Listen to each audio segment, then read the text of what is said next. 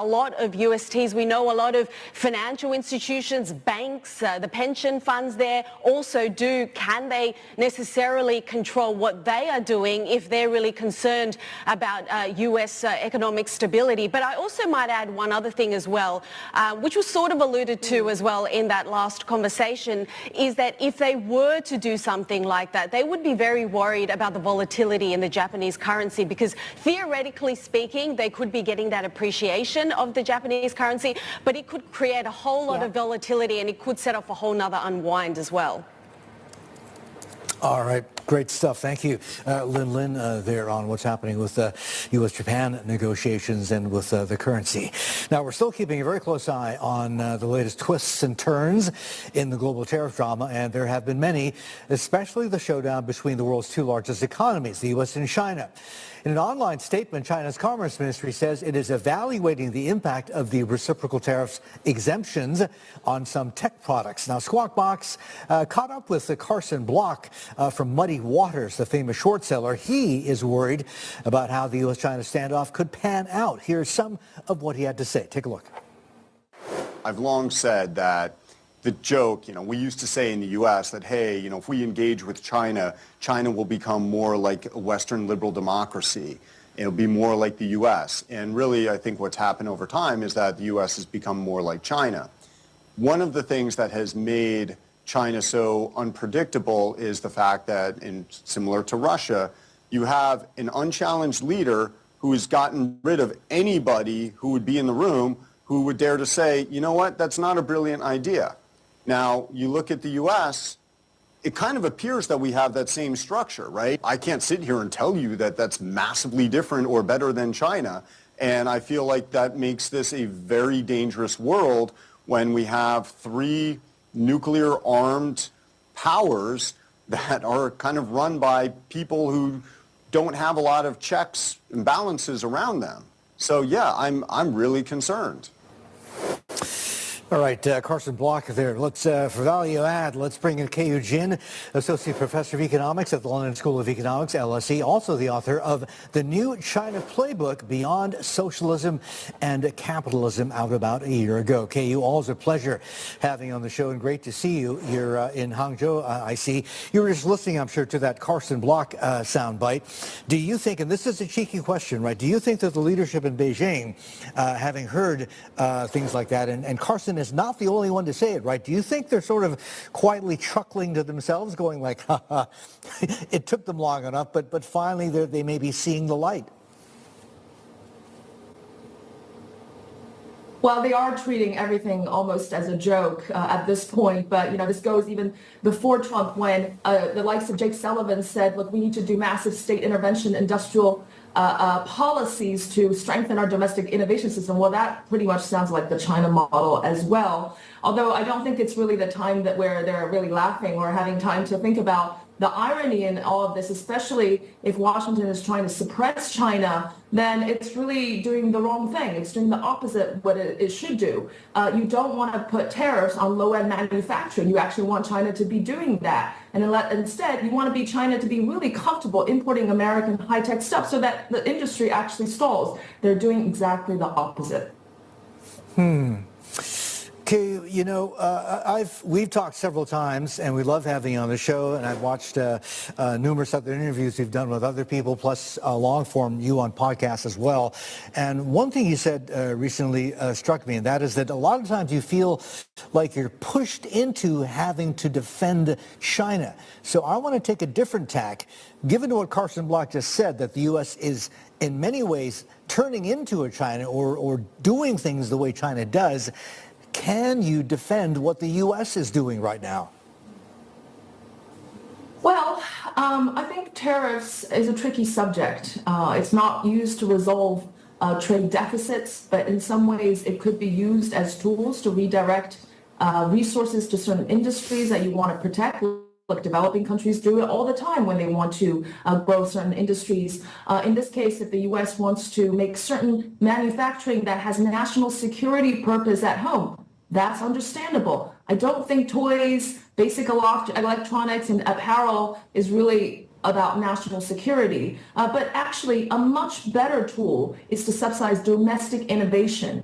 Trade wars hurt yourself and other people, but domestic innovation should be a better tactic. And Keyu, having learned some lessons, I guess, from the first administration's tariff war on China, I think that's the reason why the Trump administration is going after 180 countries or so, not just targeting China at this point in time. Because you've been saying this as well, that a lot of Chinese companies have been going global. So perhaps the Chinese economy itself is reoriented towards domestic consumption by now, but it will hurt China when the U.S. is going after all these other trading partners. Well, yes, in certain ways, of course, but from the lesson from the first trade war was that trade was reallocated all around the world.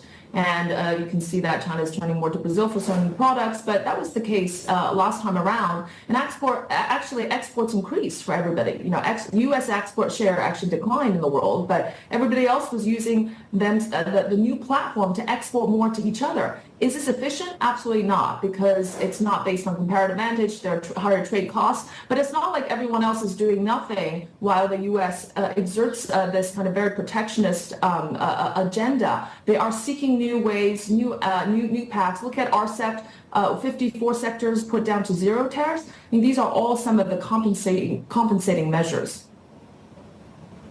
What do you think will bring Beijing to the negotiating table with Washington? First of all, Beijing is signaling that they do want to talk. I think that needs to be clear. However, the experience in dealing with Trump is not to make easy concessions.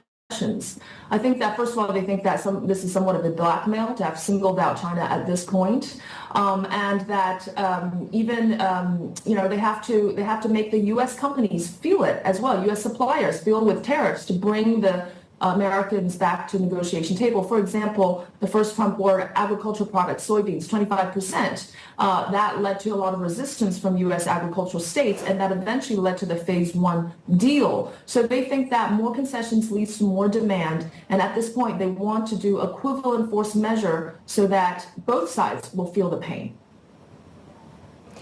You know, the classic exercise, and which was really the question that I was asking some of our guests about a week ago, who is positioned better in all this? The economic strength in the U.S. and China, we will compare that, and what kind of cards that we have. Is that the right question to be asking at this point? Which economy is doing better than the other?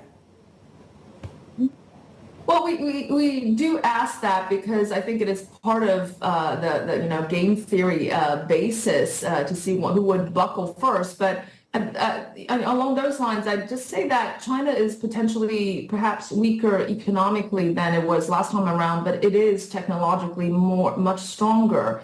And that was the existential crisis a few years ago after the export bans. China really thought it would be kicked out of the critical tech supply chain. It is no longer as concerned, not only because thanks to the export controls, the domestic capacity has really, competence has really, lots of gaps have been filled, but this push of Trump has allowed Japan and Korea, these pivotal economies in part of that tech supply chain, to, even if not fully commit to China, be partly with China, one foot in the U.S. chain, one foot in the China chain. And that was the most important consideration for China. And also, look, China's economy at a pretty weak stage, but it was really primarily the real estate sector, and they have diversified. So they feel like they can tolerate the pain. It won't be great, but they will move on.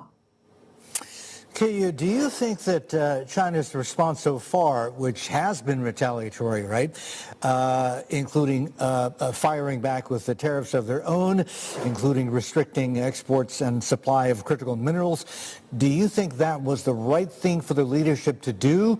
And I ask because behind the scenes there are reports, even in Chinese social media, as I'm sure you well know, there are some people in think tanks who think that maybe China jumped the gun and shouldn't have done that. What are your thoughts?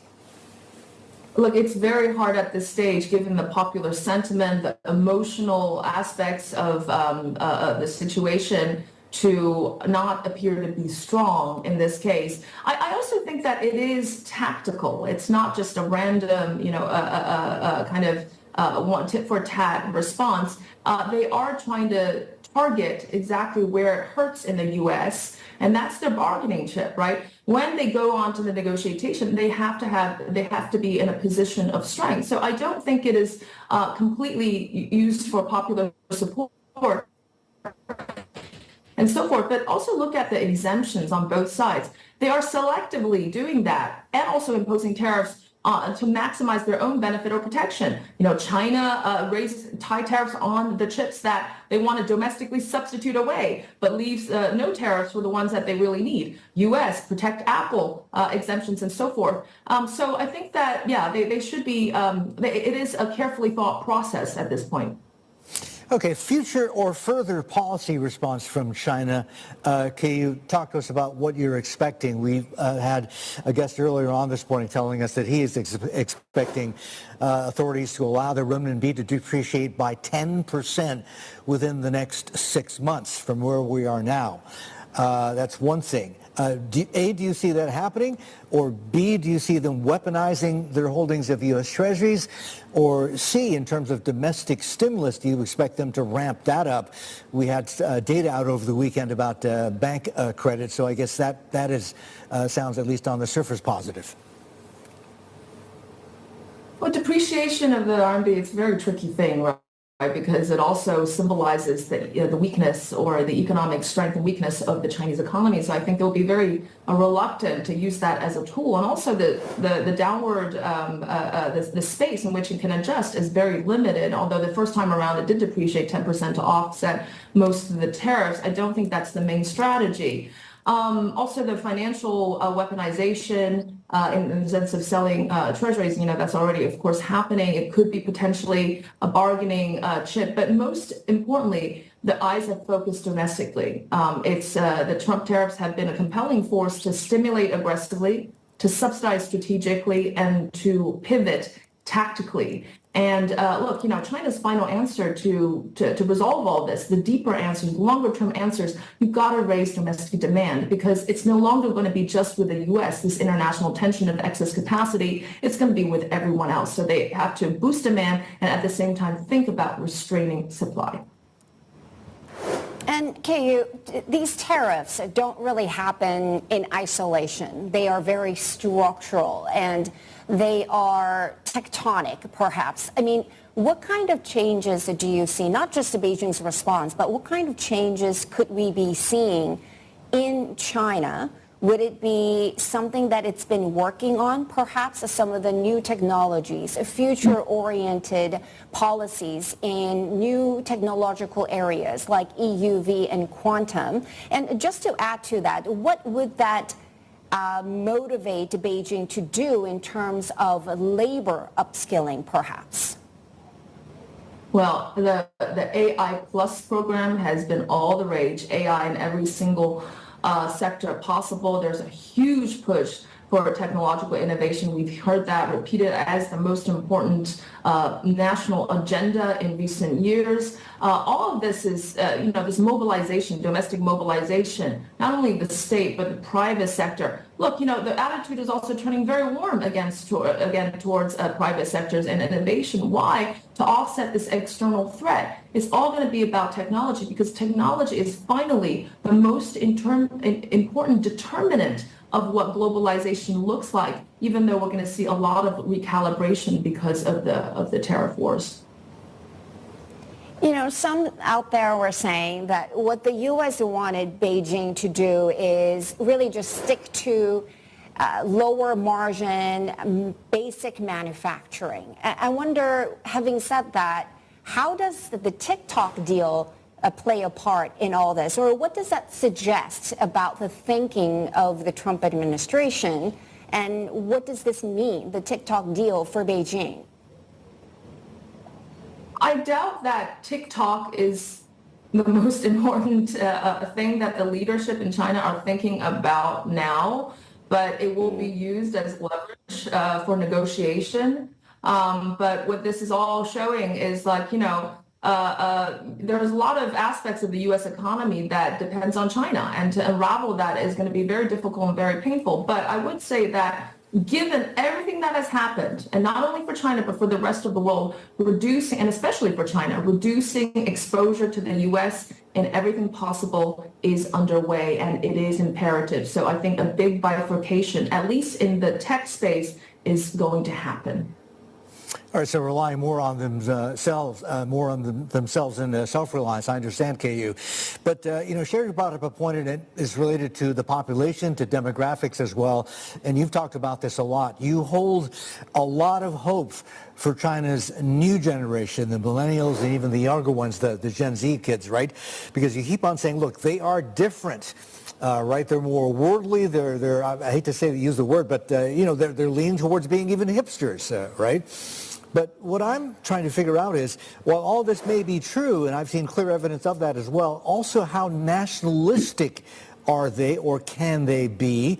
And I don't know. Do they get emotional? Are they taking sides in this whole trade war? I'm just curious. Yes, they are emotional, but this really reflects a much broader, deeper trend that is happening, and not just China, but the rest of the world. The rise of localism, the rise of the near as opposed to the global. You see Nollywood, you see Bollywood, you see the Chow style in China. It's a nice blend of modern elements and traditional elements. They are proud of what their nation was able to accomplish, and the innovation and the strength, and they want something distinctly their own, not global mimicry, but authentic authorship. That's all part of this. And that is a response to globalization, not a rejection, but reformulation. Absorb it, cast it outward, and reinvent it. Okay, and this is a blunt question, but you're a pro at this, so I'll leave you to navigate it as you see fit. But I get it. So they like their Vuitton, they like their cafes, etc. But they're also of an age where they could be very easily conscripted into the PLA. So are they also willing at this stage to die for their country, push come to shove, if there were any sort of confrontation? Well, before Trump, maybe they didn't really think about it, but all the U.S. aggression on China and singling out China, I think it's giving them a good reason to reconsider. Oh, dear. Keyu, thank you so much for joining us today. Great conversation. That was Keyu Jin from the London School of Economics. Lots more coming up on Squawk Box Asia this morning. We are counting down to Singapore's first quarter GDP numbers and the central bank's monetary policy statement. We'll bring you the latest and get instant analysis at the top of the next hour. Stay tuned. You're watching CNBC.